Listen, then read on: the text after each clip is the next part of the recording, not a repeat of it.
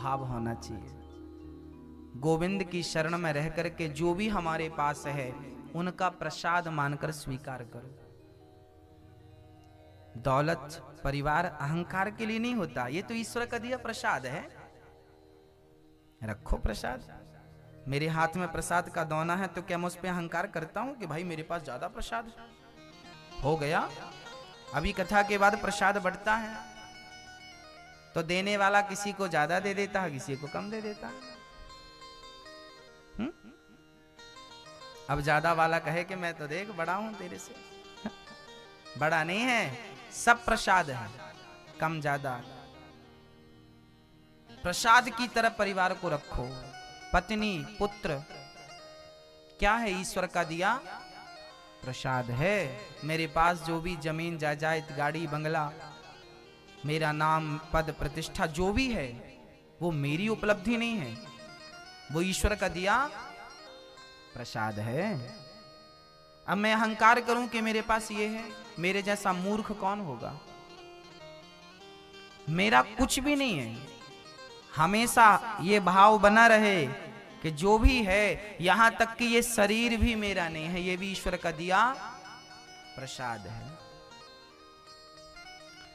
इस प्रकार से जीवन यापन करेंगे ना तो कोई तकलीफ नहीं जाएगी। फिर आपके काम आप नहीं करेंगे, फिर आपके काम भगवान करेंगे, क्योंकि आप उन्हें लेके चल रहे हैं। जीवन में उन्हीं के जीवन में ज्यादा परेशानी आती हैं जो खुद अपना जीवन चलाते हैं, और जो भगवान के चरणों में डाल देते हैं अपने आप को, वो कभी परेशान नहीं होते। विदुरानी के घर भगवान दुर्योधन के 56 भोग त्याग कर गए, विदुरानी के छिलके खाते हैं।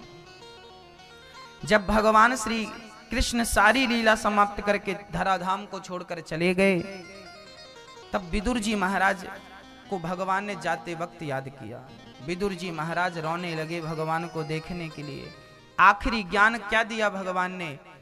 चल पड़े मैत्री जी के पास। हरिद्वार आए विदुर जी, और हरिद्वार में एक संत रहा करते थे श्री मैत्री जी। उनके सामने बैठकर विदुर जी ने हाथ जोड़कर कहा, प्रभु सुखाय कर्माणि करोति लोको न सुखई। हे प्रभु, सारी दुनिया सुख के लिए कर्म करती है, बदले में दुख क्यों मिलता है? सुखाय कर्माणि करोति लोको न तई सुखम वान्य दुपारवंबा विंदेत भूयस्ततेव दुखम यदत्र युक्तम भगवान वदेना। कभी भगवान कृष्ण, कभी राम, कभी नरसिंह, कभी धनवंतरी क्यों बनते हैं? तब मैत्री जी ने कहा कि देखिए, सारी दुनिया सुख की कामना तो करती है, पर उसे दुख इसलिए मिलता है क्योंकि संसार में सुख है ही नहीं। जबरदस्ती आप लोग सुख की कामना करते हैं। हमें सुख नहीं चाहिए भगवान से। प्रभु हमें सुख नहीं चाहिए, हमें आपसे सुख नहीं चाहिए, हमें आपसे आपका दर्शन चाहिए, हमें आपसे आपकी कृपा चाहिए, हमें आपसे आपकी भक्ति चाहिए, हमें आपसे आपका प्रेम चाहिए। दौलत कोई बड़ी बात थोड़ी है। शरीर बेचकर वैश्या भी दौलत कमा लेती है। वही दौलत भगवान से मांगोगे? दौलत भगवान से मांगने की चीज है क्या? ये तो भाग्य की चीजें हैं। भाग्य में जो दौलत होती है ना, वो आपको मिलके रहती है, और जो चीज भाग्य में नहीं होती वो नहीं मिलती। तो धन दौलत तो भाग्य की चीजें हैं, भाग्य में है तो मिलके रहेगा। लेकिन ईश्वर भाग्य से नहीं मिलता, कर्म से मिलता है। उसके लिए भक्ति करनी पड़ती है। कई बार हमें रास्ते में दौलत मिल जाती है, रास्ते में पड़ी हुई नोटों से भरा बैग मिल जाना। कई बार लोगों को ना जमीन से सोना मिल जाता है। तो धन तो अनायास ही कहीं आपको मिल सकता है। धन को पाने के लिए ईश्वर की कृपा जरूरी नहीं है। हम लोग उल्टा सोचते हैं। हम लोगों को लगता है बहुत धन आ रहा है, इसका मतलब ईश्वर की बड़ी कृपा है। ये कृपा नहीं है। ये क्या है ये भी समझ लीजिए। मम्मी बड़ी होशियार होती है। ये जब अपने बच्चे को गोद से उतारना चाहती है ना, तो बच्चे को लॉलीपॉप दे देती है। क्या पकड़ाती है? लॉलीपॉप पकड़ा देती है। बच्चा लॉलीपॉप चाटने लगता है और मम्मी जल्दी से उतार के अपना सारा काम निपटा लेती है। ऐसे ही जब भगवान अपने भक्त को गोद से उतारता है ना, तो उसे मान, प्रतिष्ठा, पद, सोना चांदी हीरा मोती का लॉलीपॉप पकड़ा देता है। आपको लगता है बड़ा धन आ रहा है, बड़ा अच्छा काम चल रहा है। काम नहीं, ये लॉलीपॉप चाट रहे हो। ये ईश्वर का लॉलीपॉप है। वो अपने आप से आपको दूर करना चाहता कि तुझे लॉलीपॉप से प्रेम है तो तुझे चाटने को मिल रहा, चाटता रहे। एक बच्चा वो होता है जो लॉलीपॉप देने से भी नहीं मानता, रोती जाता है, तब मम्मी उसे गोद में लेके काम करती है।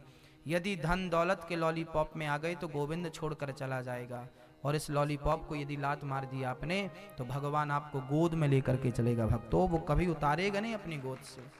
अब आपको ही निश्चित करना है कि लॉलीपॉप खाना है या गोविंद की गोद, उनकी शरण ग्रहण करना है।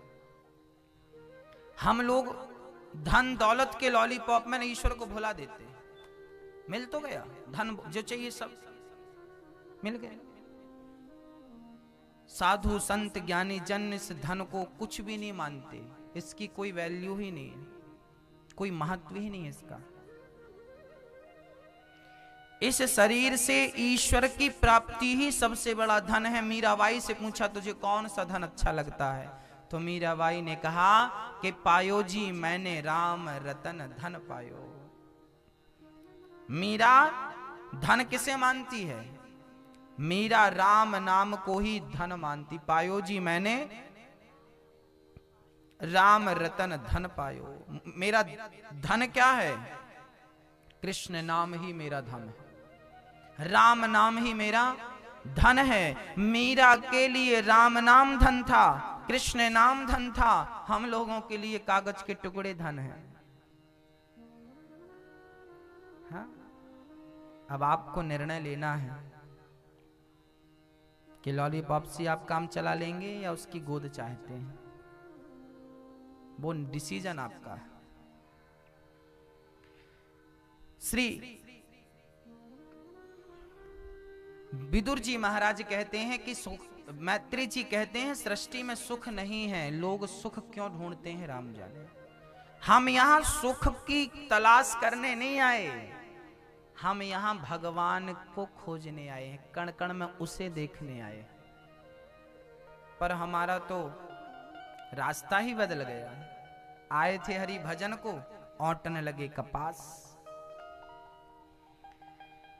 भगवान अवतार क्यों लेते हैं? श्री मैत्रेय जी ने कहा कि एक बार भगवान नारायण की नाभि से कमल उत्पन्न हुआ, कमल पर ब्रह्मा जी का प्राकट्य हुआ। ब्रह्मा जी के शरीर से दाहिने अंग से पुरुष और बाम अंग से स्त्री का जन्म हुआ। पुरुष का नाम रखा मनु, स्त्री का नाम रखा शतरूपा। मनु और शतरूपा का जन्म हुआ।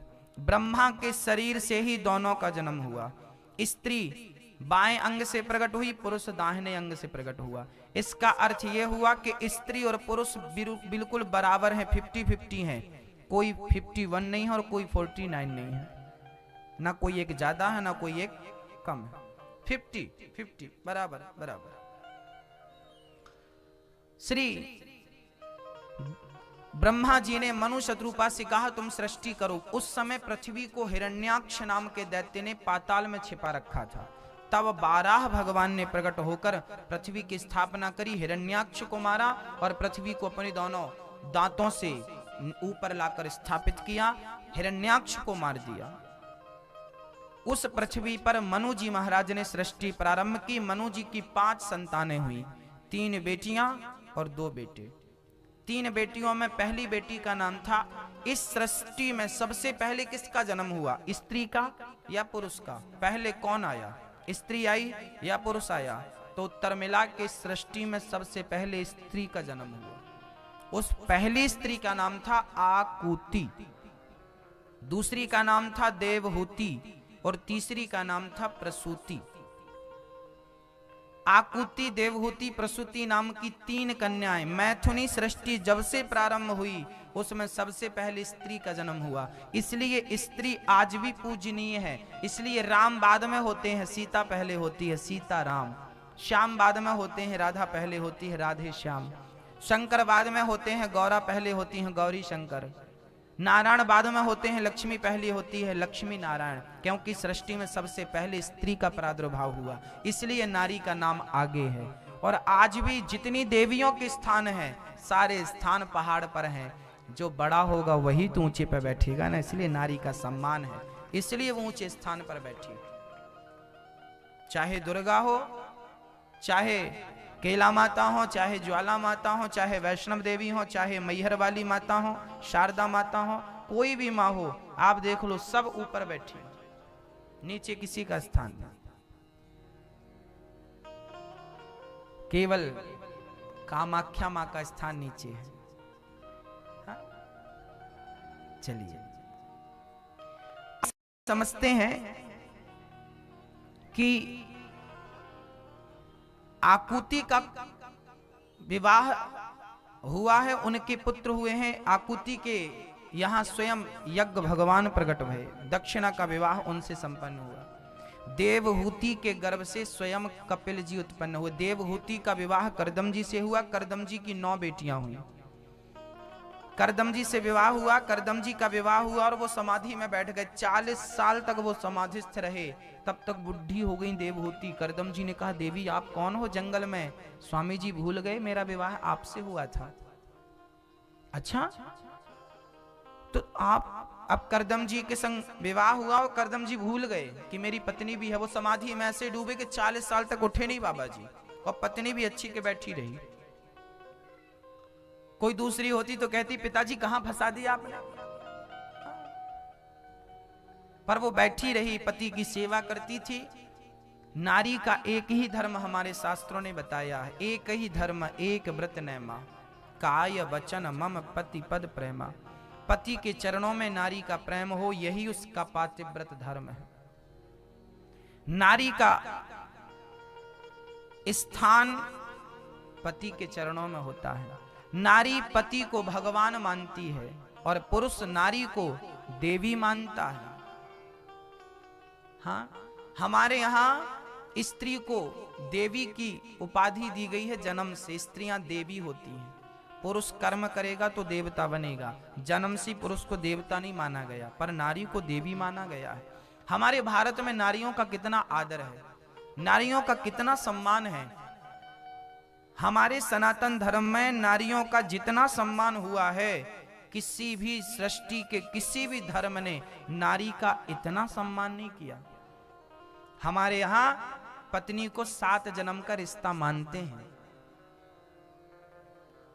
और मुसलमान में पत्नी को एक कॉन्ट्रैक्ट मानते हैं, इस जीवन का एक।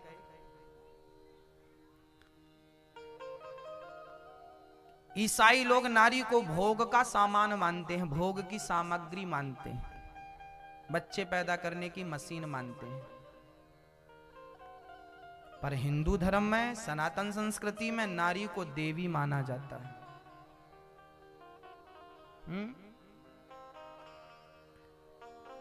इसलिए सबसे बड़ा स्थान भारत की संस्कृति को दिया गया है।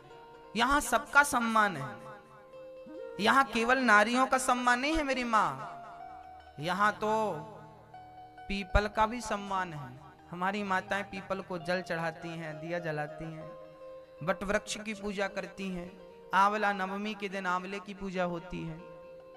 हम लोग नदियों की पूजा करते हैं, गंगा को मां मानते हैं, यमुना को मां मानते हैं, सरस्वती को मां मानते हैं। हम लोग समुद्र को देवता मानते हैं। हम लोग प्रकृति की पूजा करते हैं। हाँ, गाय की पूजा करते हैं, गाय को मां मानते हैं। पूरी दुनिया में केवल सनातन धर्मी ही ऐसा है जो प्रकृति की पूजा करता है, नारी का आदर करता है। रामचरितमानस में एक चौपाई लिखी है जिसका नारियां बड़ा विरोध करती हैं। ढोल गवार शूद्र पशु नारी सकल ताड़ना के अधिकारी। कई बार आपका पति ना ये चौपाई कह के आपको ताने मारता होगा, ढोल गवार शूद्र पशु नारी सकल ताड़ना की अधिकारी, तुम ताड़ना की अधिकारी हो। कई बार ये चौपाई कह करके नारियों को परेशान किया जाता है, उनका अपमान किया जाता है। तो क्या गोस्वामी जी नारियों का अनादर करते थे? ना, मैया जी, चौपाई के अर्थ को आपको समझना पड़ेगा। एक ही शब्द के दो अर्थ होते हैं कई बार। उदाहरण से इंग्लिश की मैं एक बात करता हूं। सन मतलब सूर्य भी होता है, सन मतलब पुत्र भी होता है। स्पेलिंग अलग हो सकती है पर उच्चारण सेम है, हाँ या ना? उच्चारण सेम है, स्पेलिंग अलग हो सकती है। सन मतलब पुत्र भी, सन मतलब सूर्य भी। अब ये सिचुएशन पर निश्चित करता है कि आप उस समय किसको याद कर रहे हैं, किसका नाम लेना चाह रहे हैं, है ना? वो तो एक स्थिति बताएगी कि आप उस समय क्या कहना चाहते थे। ढोल गवार शूद्र पशु नारी सकल ताड़ना। बोलो ताड़ना, सब लोग बोलेंगे ताड़ना। ताड़ना शब्द का अर्थ क्या है? ताड़ना मतलब मारना नहीं है। ताड़ना मतलब होता है देखना। आप मध्य प्रदेश जाइए, जो रामचरितमानस है ना मेरी मां, रामचरितमानस किस भाषा में लिखी गई है? अवधी। परंतु रामचरितमानस में 206 भाषाओं का प्रयोग है। केवल अवधि नहीं, गोस्वामी तुलसीदास जी भारत में जितनी भाषाएं बोली जाती हैं, हमारे भारत में कितनी भाषाएं बोली जाती हैं? हिंदी अलग, तेलुगु अलग, मलयालम अलग, मराठी अलग, कन्नड़ अलग, बंगाली अलग और शुद्ध देहाती अलग। हाँ, पंजाब में पंजाबी, हरियाणा में हरियाणवी।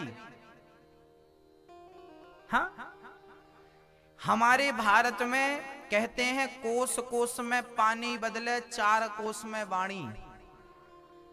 हमारे भारत में कहावत है कि आप 15 किलोमीटर आगे जाएंगे तो आपको वहां की भाषा अलग मिलेगी, 15 किलोमीटर आगे जाएंगे तो वहां की भाषा अलग मिलेगी। मैं घूमता हूं पूरी दुनिया में, मुझे पता है कि कहां की भाषा कैसी है। मध्य प्रदेश में आपने शहरों के नाम सुने होंगे, सागर, शहडोल, सीधी, ग्वालियर, कटनी, जबलपुर, मंडला, ये मध्य प्रदेश के शहरों के नाम हैं। वहां पर इस शब्द का शुद्ध अर्थ है। वहां पर क्या कहते हैं? वहां पर कहते हैं, अब मुझे आपके यहां की नहीं पता, पर वहां ये कहते हैं कि फलाने ने हमें ताड़ लिया। ताड़ लिया मतलब देख लिया। फलाने ने हमें क्या कर लिया? ताड़ लिया। गोस्वामी जी ने पूरे भारत देश का भ्रमण किया था, इसके बाद रामचरितमानस लिखी बुढ़ापे में। उन्हें सारी भाषाओं का नॉलेज था। तो ढोल गवार शूद्र पशु नारी सकल ताड़ना। मैया जी देखो, मैया जी सो रही, उठाओ उनको। सोना नहीं है मेरी माँ। हाँ। ढोल गवार शूद्र पशु नारी सकल ताड़ना। ताड़ना का अर्थ मारना बिल्कुल नहीं है। ताड़ना मीन्स देखना होता। फलाने ने हमें ताड़ लिया। आपके यहां हम ऐसा बोलते हैं कि नहीं? देख लिया। अब एक कॉमन सेंस की बात करते हैं। गोस्वामी जी कह रहे हैं ढोल। ढोल मतलब ढोलक। ये रखिए ढोलक। ढोलक को ना देखना पड़ता है कि कहीं ये सुर से उतर तो नहीं गई, देखना पड़ता है, इसलिए उसे चढ़ाना पड़ता है ना। चढ़ाओ तो अच्छी बजती है, देखना पड़ता सुर से उतर तो नहीं गई। ढोल गंवार, गंवार को ना देखना पड़ता है कहीं ये गलत हरकत तो नहीं कर रहा है, गलत दिशा में तो नहीं जा रहा है, देखना पड़ता है। ढोल गंवार शूद्र, इंजीनियर ना अपने मजदूरों को देखता है कहीं गलत तो नहीं कर रहे हैं, गलत जोड़ाई ना कर दे, नहीं मल्टी खतरे में पड़ जाएगी। कई बार गलत करते हैं तो पूरा गिरा के फिर बनवाते, चलो भाई गलत किया तुमने। देखते रहो, मजदूरों को देखना पड़ता है, नहीं तो बैठे रहेंगे, काम नहीं करेंगे। वर्कर को देखना पड़ता ना, निगरानी रखनी पड़ती है, नहीं तो बैठे रहेंगे। आधे घंटे के लंच को 1 घंटा बना देंगे, देखना पड़ेगा। ढोल गवार शूद्र पशु, गाय शायद आप लोग भी नहीं चराई होगी। गाय चराने वाला ना गाय को देखता रहता है, कहीं गाय फसल में तो नहीं चली गई, किसी के खेत में तो नहीं चली गई, नुकसान तो नहीं कर रही, उसे देखते रहो। चरने दो पर देखते रहो। उसका अर्थ ये नहीं है कि गाय को मारती रहो मारती रहो मारती रहो, ऐसा क्या नहीं। ढोल गवान शूद्र पशु और नारी, नारी को भी देखते रहना चाहिए। हाँ, कैसे देखते रहें? बोले जब नारी दाल बनाकर लाए, सब्जी बनाकर लाए, तो एक बार अपनी पत्नी को देख के कह देना चाहिए कि आज भोजन बढ़िया बनाया है तूने। उसको अच्छा लगेगा, उसको देखते रहो, उसकी हर खुशी को देखते रहो, उसको देखते रहो। वो सज सवर के आती है ना, तो चाहती है कि मेरा पति मुझे देखे और मेरी थोड़ी सी तारीफ करे। हर नारी चाहती है कि मेरी पत्नी, मेरा पति मुझे। जब नारी रोज श्रृंगार करती है ना, तो वो अपने पति की तरफ देखती है कि आज मेरे पति क्या कह रहे हैं मेरे बारे में। कपड़ा अच्छा है ना हमारा, क्या लग रही हो तुम, ऐसा बोलना चाहिए पति को। खुश हो जाएगी बेचारी, उसकी खुशी के लिए बोलिए। भले अच्छी नहीं बनाई दाल, पर बोल दो ना भाई, हाँ अच्छी बनी, बोल दो, खुश हो जाएगी बेचारी। देखो माताएं कितनी खुश हो रही हैं, हाँ इतना बोल रही में खुश हो रही है, तो इनकी खुशी यही है। गोस्वामी जी कह रहे हैं नारियों को देखते रहो। अच्छा, हमारे भारत में नारियों के बारे में एक बात और कही है कि नारी जो है जन्म लेती है तो पिता के अधीन होती है, शादी के बाद पति के अधीन हो जाती है, और बुढ़ापे में पुत्र के अधीन होती है। नारी स्वतंत्र नहीं होती, नारी किसी की निगरानी में। नारी को कौन देखता है? बोले पिता अपनी बेटी को देखता रहता है, दृष्टि रखता है ना। मेरी बेटी को मैं देखता इसलिए हूं ताकि मेरी बेटी पर कोई गंदी निगाह ना रखे। तो देखते रहो अपनी बेटी को, अपनी पत्नी को भी देखते रहो। नहीं देखोगे तो स्नान करने चले गए थे गौतम मुनि, उनकी पत्नी पर कुदृष्टि डाल दी थी इंद्र ने, अहिल्या पर। देखना पड़ता है, छोड़ के अकेले चले जाओगे तो नारी पर कोई कब्जा कर सकता है, जबरदस्ती उसे उठा सकता है, उसके साथ अत्याचार कर सकता है। इसलिए देखते रहो, दृष्टि में रखो। हाँ, शास्त्र इसका उदाहरण है, गौतम ऋषि इसका उदाहरण है। अहिल्या को श्राप देकर के पत्थर बना दिया था। गौतम नारी श्राप बस उपल देह धरि धीर, चरण कमल रज चाहती करो रघुवीर। तो ढोल गवार शूद्र पशु नारी सकल ताड़ना के अधिकारी, ये देखने के अधिकारी हैं। इनको देखते रहो, नारी को देखते रहा करो। हाँ, पत्नी को देखते रहो, अपनी माँ को देखते रहो। माँ अपने बच्चों की ओर देखती है कृपा की दृष्टि से कि मेरा बेटा आएगा तो मेरे चरण जरूर छुएगा, एक बार माँ से जरूर पूछेगा कि माँ तुझे क्या चाहिए। आप जब काम धाम करके घर जाया करो ना, तो 5 मिनट के लिए अपने माँ के चरणों में जरूर बैठा करो, उससे पूछा करो माँ आज का दिन कैसा रहा, कोई तकलीफ तो नहीं हुई। माँ को अच्छा लगेगा।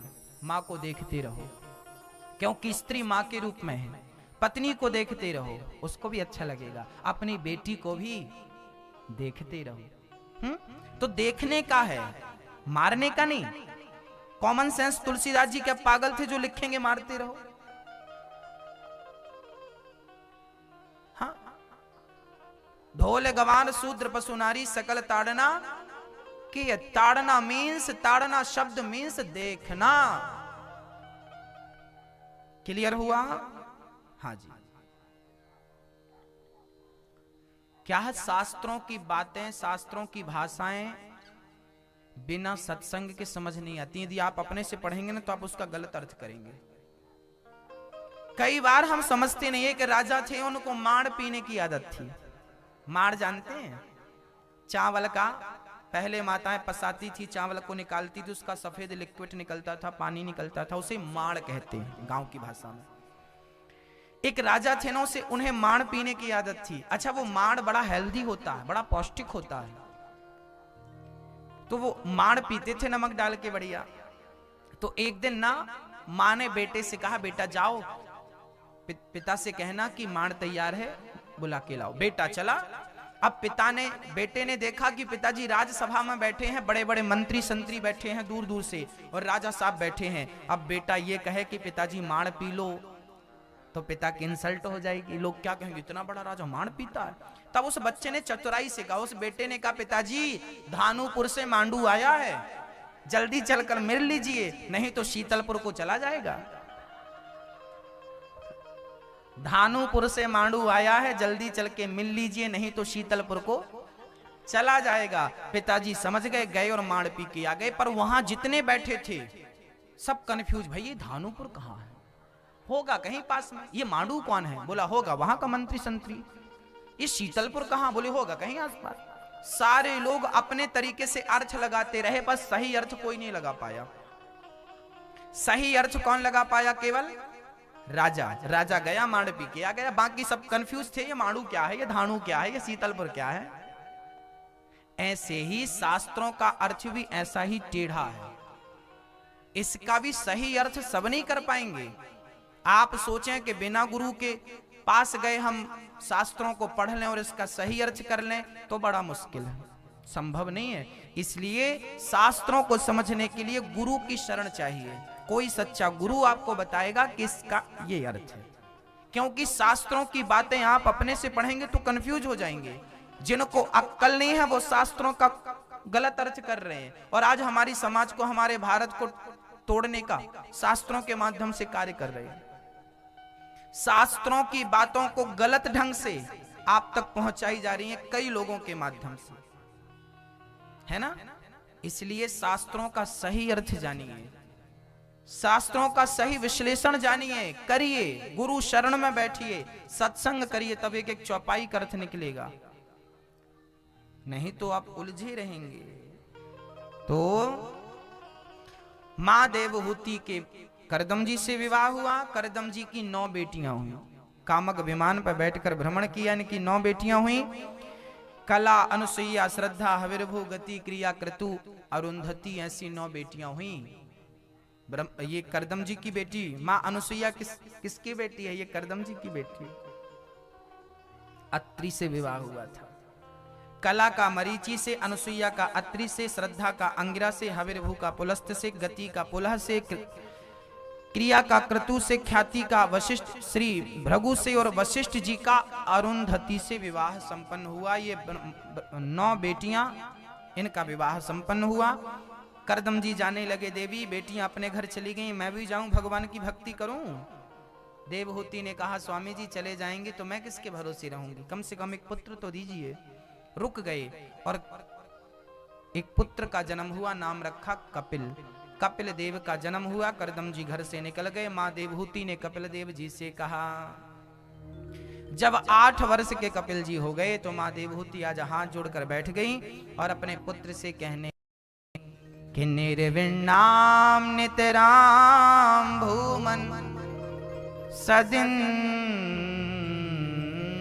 दर्शनात् येन संभाव्यमानेन प्रपन्नान्धं तमः प्रभु। हे प्रभु, मेरा मन बहुत व्याकुल रहता है, बड़ा खिन्न रहता है। हे प्रभु, मेरा मार्गदर्शन कीजिए, मुझे मेरे मन को कंट्रोल करने का साधन बताइए, मैं कैसे मन को वश में करूं। तब श्री कपिल भगवान कहते हैं, मां देखिए सारी झंझट जो है ना ये मनी राम की है। ये जो हमारा मन है ना, यही मन हमारा सुख का कारण है और यही मन हमारे दुख का कारण है। अच्छा, सुख क्या है बताइए, सुख क्या है और दुख क्या है? आइए सुख और दुख दोनों का विश्लेषण करते हैं, इनको समझते हैं, डीपली समझते हैं। सुख क्या है और दुख क्या है, कहां से आते हैं और क्यों आते हैं, आइए समझते हैं। देखिए होता क्या है कि हमारे मन में कोई इच्छा जागती है, हमारे पास गाड़ी होती मन में जागा, इच्छा जागी कि गाड़ी होनी चाहिए, परंतु गाड़ी मिल गई तो मन खुश और गाड़ी नहीं मिली तो मन दुख। यही दुख है।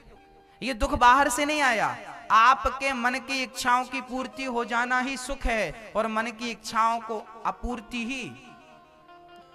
मन में इच्छा हुई कि हमारे पास भी बंगला होना चाहिए, मिल गया तो सुख, फूले नहीं समा रहे हैं, और नहीं मिला तो फुस।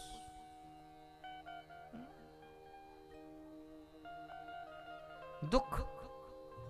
मन में इच्छा हुई कि हमारे पास भी बड़ा सा हार होना चाहिए, बढ़िया रानी वाला रानी हार, मिल गया तो खुश, और नहीं मिला तो दुख। यही है ना सुख दुख की परिभाषा। हम जो भी, हमने फैक्ट्री डाली, चल गई तो खुश, और नहीं चली तो दुख। मतलब मन में जो इच्छाएं उठती हैं उनकी पूर्ति हो जाना ही सुख है, और उनकी पूर्ति ना होना ही। तो ये सुख और दुख कहां से आया? बाहर से आया क्या? ये सुख दुख आपके भीतर से ही उत्पन्न होता है। अच्छा पति मिल जाए, मिल गया तो खुश, नहीं मिला तो दुख। अच्छा बेटा मिल जाए, मिल गया तो सुख, नहीं मिला तो दुख। आज अच्छा भोजन मिल जाए, मिल गया तो खुश, नहीं मिला तो दुख। ये सुख दुख बाहर का सब्जेक्ट है ही नहीं। लोग कहते हैं फलाने ने हमें दुखी कर दिया। फलाना किसी को दुख दे ही नहीं सकता भाई, दे ही नहीं सकता। कभी कभी आप ना दुनिया वालों से ज्यादा उम्मीद कर लेते हैं, और वो उम्मीद पर वो खरा नहीं उतरा तो दुख हो जाता है। आपकी अधिक अपेक्षा ही सृष्टि के प्रति, दुनिया के प्रति आपकी अपेक्षा ही आपका दुख है, और सुख की उपेक्षा ही सुख है। सुख की कामना मत करिए ना। चाहे गई चिंता मिटी, गाइएगा मेरे संग। चाहे गई, चाह मतलब इच्छाएं, चाह जी से लगी जी जरा हो गया, चाह हरि से लगी जी हरा हो गया। चाह इनकी हमें हरदम चाहिए, चाह इनकी हमें हरदम चाहिए, गर ये चाहे हमें तो फिर क्या चाहिए।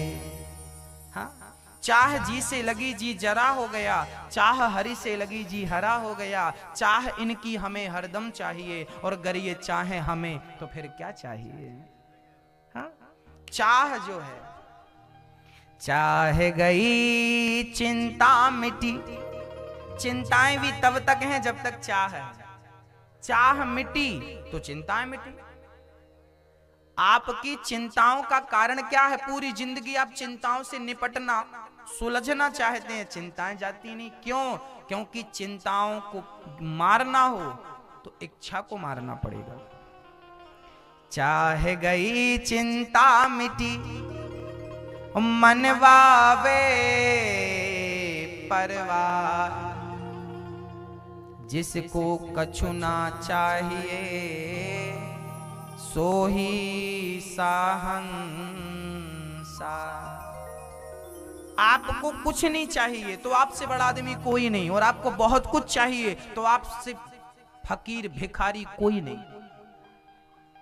आपकी इच्छाएं आपको गिड़गिड़ाने पर मजबूर करती हैं भक्तों।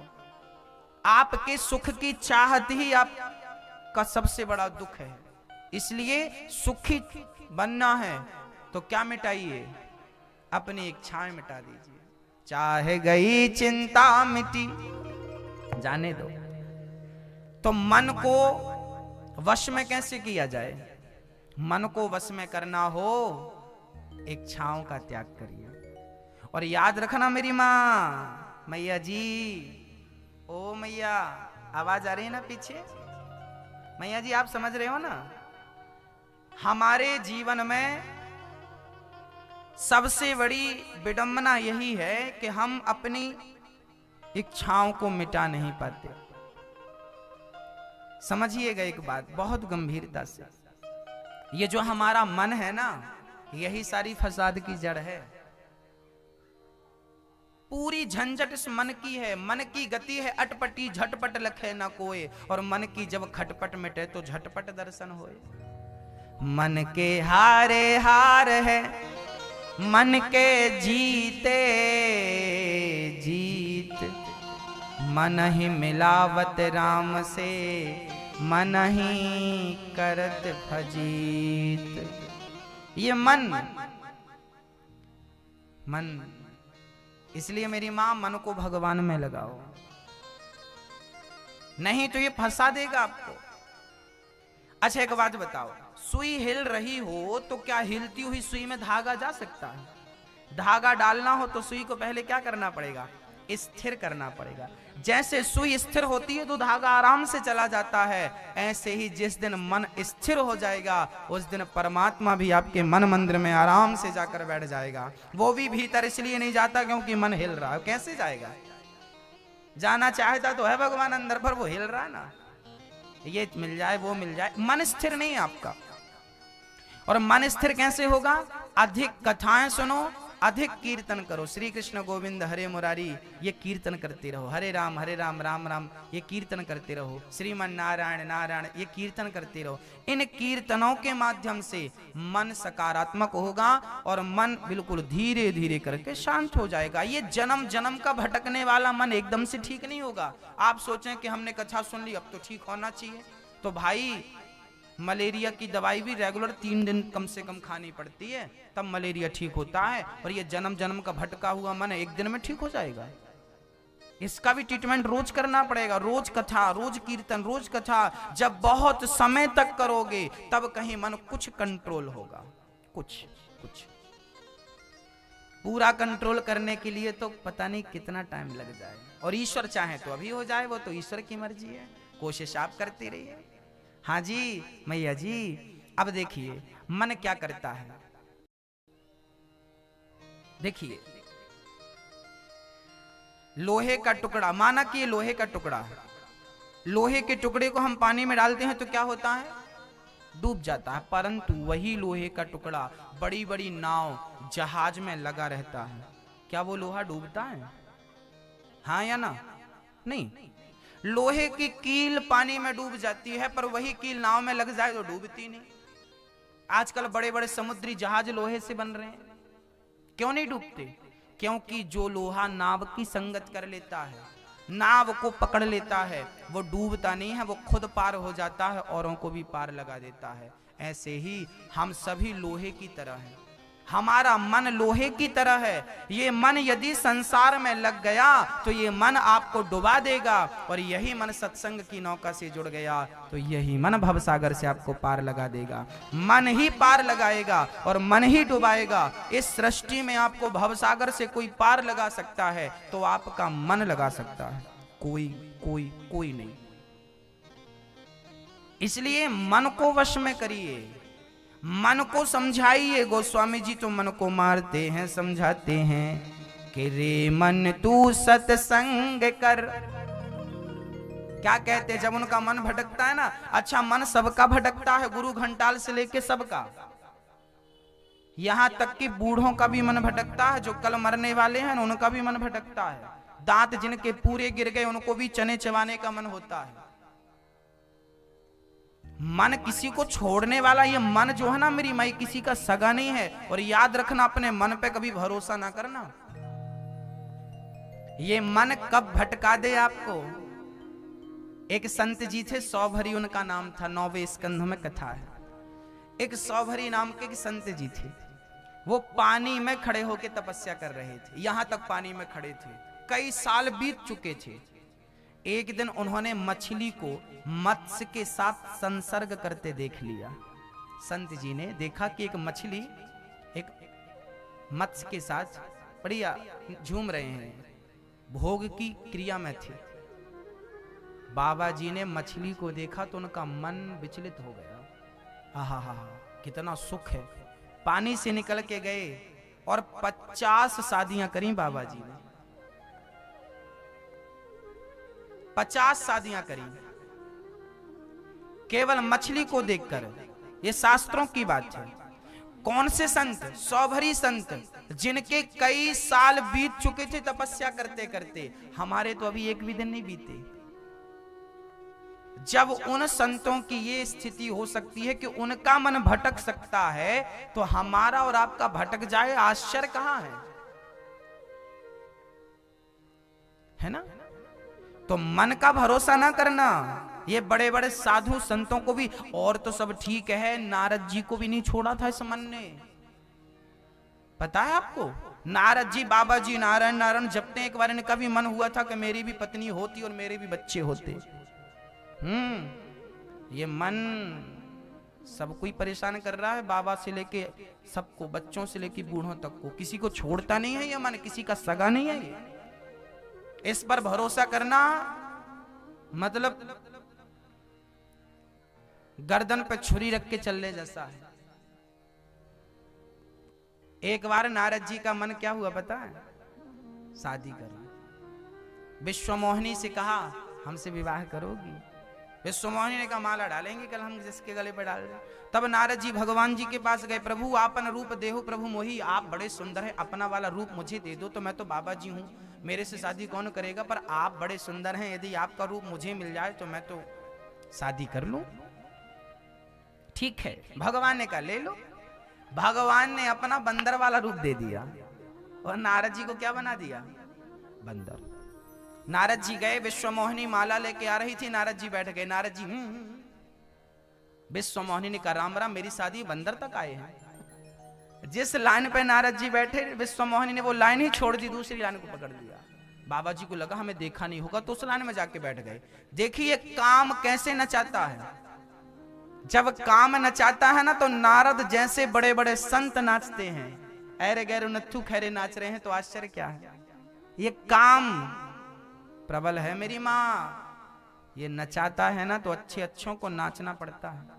नारद जैसे महान संत नाच गए, काम के वशीभूत होकर गए। दूसरी लाइन पर विश्वमोहिनी ने वहां भी नहीं देखा, भगवान प्रकट हो गए, उनके गले पे माला डाला, तो गुस्सा हो गए नारद जी। लो अपनी शादी इतनी कराने के बाद भी फिर करा ली। 16,108 कराई थी, क्या कम था? हम तो एक ही करा रहे थे, उसमें भी आग टप के बीच में। श्राप दे दिया नारद जी ने, जाओ मैं तुम्हें श्राप देता हूं, जैसे मैं स्त्री के लिए पागल हूं, तुम भी स्त्रियों के लिए रोगे अपनी पत्नी के लिए। श्राप दे दी और तुम्हें मुझे बंदर का रूप बनाया, जाओ तुम्हें बंदर की जरूरत पड़ेगी। भगवान बोले ठीक है, जो तू कह रहा है सब ठीक है।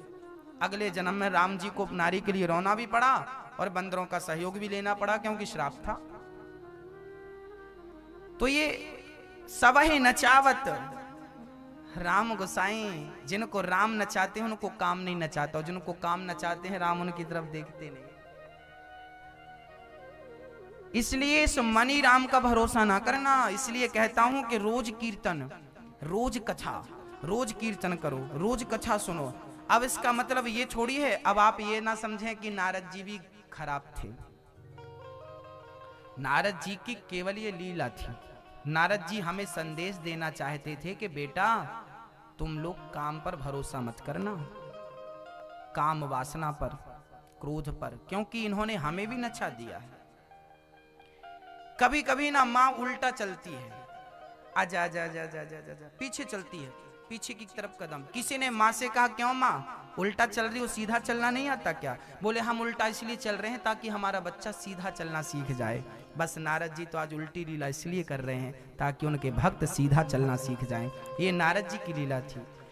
हाँ, ये संत हैं। शास्त्र क्या कहते हैं? नवम स्कंध में लिखा है, मात्रा स्वस्त्रा दुहित्रा वा ना विविक्ता सने भवेत बलवान इंद्रिय ग्रामो विद्वांस मपि कर सती। इन इंद्रियों का भरोसा नहीं है। हाँ, कब ये हावी हो जाए, कब प्रबल हो जाए, कोई नहीं जानता।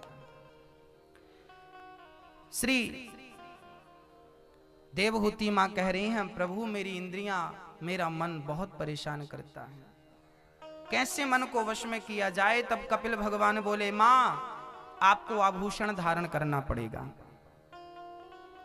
कौन से आभूषण? मैया जी आभूषण किसे कहते हैं? सोने के ये आभूषण नहीं, इनको आभूषण नहीं कहते। आभूषण क्या है वो मैं आपको दे रहा हूं, धारण करिएगा। कि तितिक्षवाः कारुणिकाः सुहृदः सर्वदेहिनां अजात शत्रवः शांता साधिवः साधुभूषणः। तितिक्षवा सहनशीलता। हमारे अंदर कौन सा आभूषण होना चाहिए? सहनशीलता का आभूषण होना चाहिए। तितिक्षवा कारुणिकाः, हमारे हृदय में करुणा होनी चाहिए सबके प्रति। सुहृदः, सबके प्रति प्रेम होना चाहिए। अजात शत्रवः, हम किसी को मन से दुश्मन ना माने, हमारा कोई दुश्मन ना हो। शांता, शांत रहना चाहिए, हमें गंभीर रहना चाहिए समुद्र की, हमारा ये लक्षण है। हमें धैर्यवान होना चाहिए, हमें अपने मन में राम को बिठाना चाहिए। राम को नहीं बिठाओगे तो काम बैठ जाएगा, वो आपको नचाएगा। तो मन ही आपको परेशान करता है, मन ही आपका दुख है और मन ही आपका सुख है। समझ में आया आपको कि नहीं? क्या समझ में आया बताइए? आपके सुख का कारण क्या है? मन। आपके दुख का कारण क्या है? मन। कैसे? जैसे सीढ़ी हमें ऊपर भी ले जाती है और वही सीढ़ी हमें नीचे भी लाती है। मन भगवान में लग गया तो ये मन आपको ऊपर गोविंद तक पहुंचा देगा, और मन यदि वासनाओं में लग गया तो ये मन आपको नरक में ले जाके डाल देगा, गर्त में ले जाके डाल देगा। मन ही आपके मोक्ष का कारण है और मन ही आपके बंधन का कारण है। मन एव मनुष्याणाम मोक्ष बंधनम कारणम। मन ही बंधन है और मन ही मोक्ष है। मन सही जगह पे लगना चाहिए बस। बंधनम मोक्ष कारणम, ये बंधन का और मोक्ष का दोनों का कारण मन है। कैसे? बोले पानी जब शांत होता है ना, तालाब का या बाल्टी का या तो सरोवर का, तो उस तालाब के पानी में, बाल्टी के पानी में आपका चित्र नजर आता है, प्रतिबिंब। पर उसी में कोई पत्थर फेंक दे तो हलचल हो जाती है पानी में, उसके बाद आपका प्रतिबिंब नजर नहीं आता। ऐसे ही जैसे पानी शांत होता है तो उसमें आपका चित्र नजर आता है। जिस दिन मन पानी की तरह बिल्कुल निर्मल और शांत हो जाएगा ना, उसी दिन उस शांत मन में, निर्मल मन में गोविंद का दर्शन हो जाएगा। और मन में कामनाओं की जब लहरें उठने लगती हैं तो भगवान अंतर्धान हो जाते हैं। ईश्वर खोजा दिखाई नहीं पड़ता, कितना भी आप खोज लीजिए। मन शांत होना चाहिए पानी की तरह, और स्वच्छ भी। गंदे पानी में आपका प्रतिबिंब कभी नजर नहीं आएगा, स्वच्छ पानी में प्रतिबिंब नजर आएगा। तो मन कैसा होना चाहिए? गोस्वामी जी कह रहे हैं कि निर्मल मन जन सो मोहि पावा, मोहि कपट छल छेद्र न भावा। निर्मल मन जन सो मोहि पावा, मोहि कपट छल छेद्र न भावा। कैसा होना चाहिए हमारा मन? निर्मल होना चाहिए। मैया जी हो गई बात फोन में, अब कथा पे ध्यान लगा लो। मन कैसा होना चाहिए मेरी माँ? निर्मल, बिल्कुल स्वच्छ। तो आज से आपकी सबसे बड़ी चुनौती है कि सबसे पहले आप अपने मन को निर्मल बनाएं, स्वच्छ बनाएं, और इसकी जो उथल पुथल है उसे बिल्कुल शांत करें। कामनाओं का त्याग करें, अधिक इच्छा नहीं। जितना चादर हो उतना ही पांव पसारना चाहिए, सब बड़े बुजुर्ग कह गए। अधिक आपकी इच्छा शक्ति भी आपको परेशान करती है। कामनाएं कम, इच्छाएं कम, और बस मन में राम राम को रखो और मत उदास होना, क्योंकि भगवान आपके संग हैं। भगवान आपके संग है कि नहीं? किस किस के संग भगवान है? हाँ हुम्मत हो न मन बावरे उदास, ये सांवरा जरूर आएगा। मन में रखना विश्वास, ये सांवरा जरूर आएगा। आएंगे ना भगवान जी? क्या होना चाहिए? केवल विश्वास, केवल विश्वास रखिएगा, श्रद्धा रखिएगा। और मन बहुत भटक रहा हो तो भगवान से प्रार्थना करिए कि हे प्रभु, अच्छा जब छोटे से बच्चे को कोई परेशान करता है ना तो वो अपनी माँ से शिकायत करता है, माँ देखो हमें वो मार रहा, वो हमें परेशान कर रहा, बोलता कि नहीं? जैसे बच्चे को कोई परेशान करे तो वो अपनी माँ से जाकर कहता है। यदि आपका मन आपको परेशान करे तो मन की शिकायत भगवान से करो कि प्रभु ये मन बहुत परेशान करता है, हमसे तो कंट्रोल नहीं हो रहा है, आप ही कृपा करो तो ये बस में हो। हमें काम बहुत परेशान कर रहा है, आप बस में करो। हमें क्रोध बहुत परेशान कर रहा है, आप कृपा करो। हमें लोभ बहुत परेशान कर रहा है। हमारे को जो भी परेशान कर रहा हो उसकी शिकायत किससे करनी चाहिए?